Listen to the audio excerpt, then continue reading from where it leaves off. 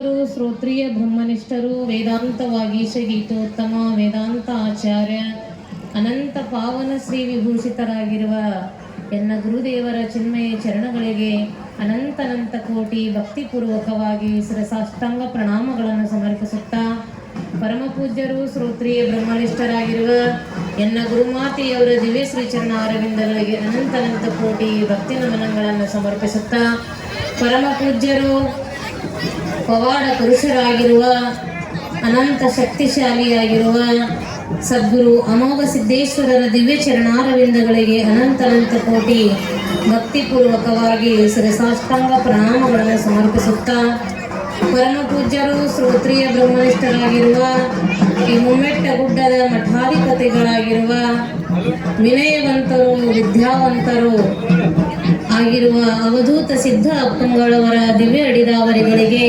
ಅನಂತ ಕೋಟಿ ಭಕ್ತಿಯ ನಮನಗಳನ್ನು ಸಮರ್ಪಿಸುತ್ತಾ ಅವರಿವರೆಲ್ಲದೆ ಎಲ್ಲ ಪೂಜ್ಯ ಮಹಾತ್ಮರ ಹಾಗೂ ಪೂಜ್ಯ ಮಾತಾಜಿಯವರ ಶ್ರೀಚರಣಾರವಿಂದಗಳಿಗೆ ಅನಂತ ಕೋಟಿ ಭಕ್ತಿಯ ನಮನಗಳನ್ನು ಸಮರ್ಪಿಸುತ್ತಾ ಈ ಮಾನವ ದೇಹವನ್ನು ಸಾರ್ಥಕಗೊಳಿಸಬೇಕೆನ್ನುವಂಥ ಸದುದ್ದೇಶದಿಂದ ಆಗಮಿಸಿದಂಥ ಎಲ್ಲ ಶರಣು ತಂದೆ ತಾಯಿಗಳೇ ತಮ್ಮೆಲ್ಲರಿಗೂ ಶರಣಾರ್ಥಿಗಳು.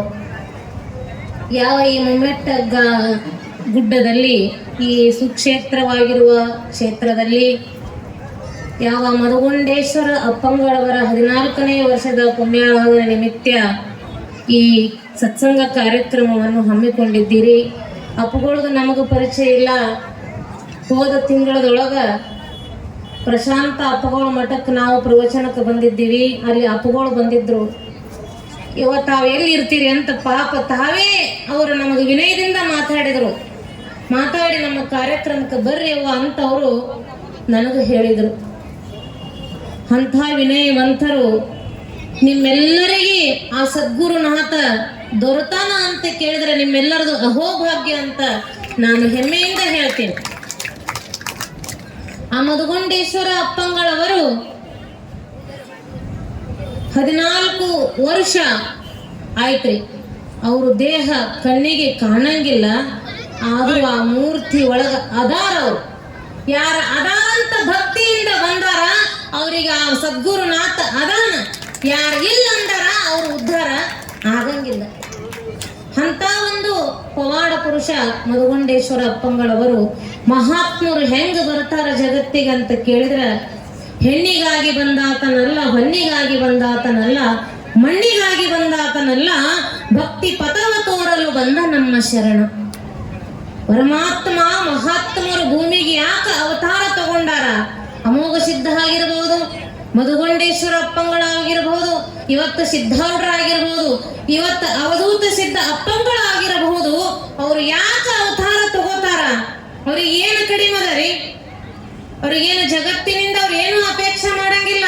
ಹೆಣ್ಣಿಗಾಗಿ ಬಂದಾತನಲ್ಲ, ಹೆಣ್ಣಿಗಾಗಿ ಬಂದಿಲ್ಲ, ಮಣ್ಣಿಗಾಗಿ ಬಂದಿಲ್ಲ, ಹೊನ್ನಿಗಾಗಿ ಬಂದಿಲ್ಲ, ಭಕ್ತಿ ಪಥವನ್ನು ತೋರಿಸಲಿಕ್ಕಾಗಿ ಅವರು ಬಂದಾರ. ಈ ಜಗತ್ತಿನ ಜೀವಿಗಳಿಗೂ ಏನದ ಅಂತ ಕೇಳಿದ್ರೆ ಅಜ್ಞಾನದ ಅಂಧಕಾರವನ್ನು ಕಳೆದು ದುಃಖವನ್ನು ಕಳೆದು ಸುಖವನ್ನು ಕೊಡ್ಲಿಕ್ಕಾಗಿ ಅವರ ಅವತಾರ ಆಗ್ಯದ್ರಿ. ಅಂತ ಪೂಜ್ಯ ಮಹಾತ್ಮನ ಇವತ್ತ ನಾವು ನೀವೆಲ್ಲರೂ ಪುಣ್ಯಾರಾಧನೆ ಮಾಡಾಕತ್ತೀವಿ. ಯಾವ ಜನ್ಮದ ಪುಣ್ಯವೋ ಇದು ನಮ್ಮ ನಿಮ್ಮ ಭಾಗ್ಯವು. ಎಲ್ಲಾ ಸಿಗುತ್ತದೆ ಜಗತ್ತಿನೊಳಗ. ಒಬ್ಬ ಶ್ರೋತ್ರಿಯ ಬ್ರಹ್ಮನಿಷ್ಠ ಸದ್ಗುರುನಾಥ ಸಿಗುವುದು ಬಹಳ ಕಠಿಣದ. ಅನಂತ ಜನ್ಮದ ಪುಣ್ಯ ಇದ್ದವರಿಗೆ ಮಾತ್ರ ಸದ್ಗುರುನಾಥ ಸಿಗುತ್ತಾನ್ರಿ. ಸಾಮಾನ್ಯ ಪುಣ್ಯ ಇದ್ರದು ಸಿಗಂಗಿಲ್ಲ. ಪುಣ್ಯದಂತೆ ಬಪ್ಪರು, ಜ್ಞಾನದಂತೆ ಇಪ್ಪರು, ಮುಕ್ತಿಯಂತೆ ಪೋಪರು ನೋಡ ನಮ್ಮ ಶರಣರು. ನೋಡ್ರಿ, ಪುಣ್ಯದಂತೆ ಬಪ್ಪರು, ಜ್ಞಾನದಂತೆ ಇಪ್ಪರು, ಮುಕ್ತಿಯಂತೆ ಪೋಪರು ನೋಡ ನಮ್ಮ ಶರಣು.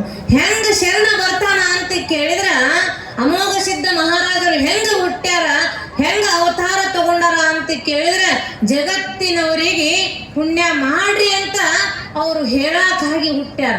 ನಮ್ಮೆಲ್ಲರನ್ನು ಉದ್ಧಾರ ಮಾಡ್ಲಿಕ್ಕೋಸ್ಕರವಾಗಿ ಅವ್ರ ಅವತಾರ ಆಗ್ಯದ. ಪುಣ್ಯದಂತೆ ಬಪ್ಪರು, ಜ್ಞಾನದಂತೆ ಇಪ್ಪರು. ಜ್ಞಾನ ಜಗತ್ತಿನೊಳಗೆ ಎಲ್ಲಿ ಹೋಗ್ತಾರಲ್ಲಿ ಅವರ ತಮ್ಮ ಸ್ವಂತ ಸಾಹಿತ್ಯದಿಂದ ಹಾಡಿ ಜಗತ್ತಿನ ಜನರಿಗೆ ಅವರು ಆನಂದವನ್ನು ಕೊಡುತ್ತಾರೆ. ನೋಡ್ರಿ, ಆನಂದ ಕೊಡುತ್ತಾರೆ. ಹೆಂಗ ಹೋಗ್ತಾರ ಅಂತ ಕೇಳಿದ್ರೆ ಮುಕ್ತಿಯಂತೆ ಪೋಪರು ನೋಡ ನಮ್ಮ ಶರಣರು. ಅವ್ರಿಗೆ ಏನಂತಾರ ಅಂತ ಕೇಳಿದ್ರೆ ಮುಕ್ತ ಸ್ವರೂಪರು ಅಂತಾರ. ಅವ್ರ ಮುಂದ ಏನಂತ ನಮ್ಮಂಗ ಈ ಭವಸಾಗರದೊಳಗ ಹುಟ್ಟಿ ನಾವು ಎಷ್ಟೋ ಜನ್ಮ ಹುಟ್ಟಿವಿ, ಎಷ್ಟೋ ಜನ್ಮ ಸತ್ತೀವಿ. 84 ಲಕ್ಷ ಜೀವರಾಶಿಯಲ್ಲಿ ಬಂದೇ ಉಣಬಾರದ ದುಃಖಗಳನ್ನು ಉಂಡೆ ಕಾಣಬಾರದುದನ್ನು ಕಂಡೇ ಇನ್ನು ಮುಂದೆ ನೀನೇ ಕರುಣಿಸ ಚೆನ್ನ ಮಲ್ಲಿಕಾರ್ಜುನ. ಅಕ್ಕ ಮಹಾದೇವಿ ಈ ಮಾತು ಹೇಳ್ತಾಳೆ. ಏನಂತ ಕೇಳಿದ್ರೆ 84 ಲಕ್ಷ ಜೀವರಾಶಿಯಲ್ಲಿ ಬಂದೇ ಉಣಬಾರದ ದುಃಖಗಳನ್ನು ಉಂಡೆ ಕಾಣಬಾರದುದನ್ನು ಕಂಡೇ ಇನ್ನು ಮುಂದೆ ನೀನೇ ಕರುಣಿಸ. ಹೇ ಪರಮಾತ್ಮ ಚೆನ್ನ ಮಲ್ಲಿಕಾರ್ಜುನ, 80 ಲಕ್ಷ ಯೋನಿ ದಾಟಿನೇ ನಾವು ಬಂದೀವ್ರಿ. ಈ ಮನುಷ್ಯ ಶರೀರ ಬರ್ಬೇಕಂದ್ರ ಅವೆಲ್ಲವೂ ದಾಟಿ ಬಂದಾಗಲೇ ಏನಾಗ್ತದ್ರಿ, ನಮಗ ಮನುಷ್ಯ ಶರೀರ ಬಂದದ. ಈ ಮನುಷ್ಯ ಶರೀರ ಬಂದದಂದ್ರ ಮನುಷ್ಯ ಶರೀರದ ಸಾರ್ಥಕ ಮಾಡ್ಕೋಬೇಕು. ಅದು ಸಾರ್ಥಕ ಆಗಬೇಕಂದ್ರೆ ಎಲ್ಲರಿಗೆ ಹೋದ್ರೆ ಸಾರ್ಥಕ ಆಗಂಗಿಲ್ಲ.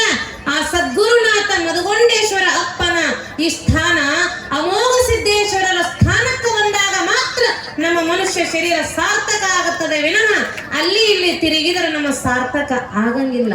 ಈ ಮನುಷ್ಯ ಶರೀರ ಮತ್ತೆ ಸಿಗಂಗಿಲ್ರಿ.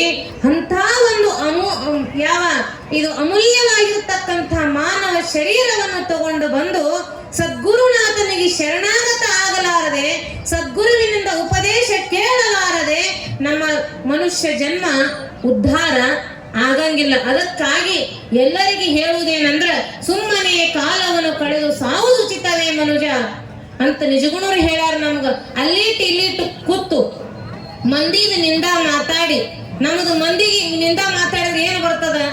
ಪಾಪ ಬರ್ತದ.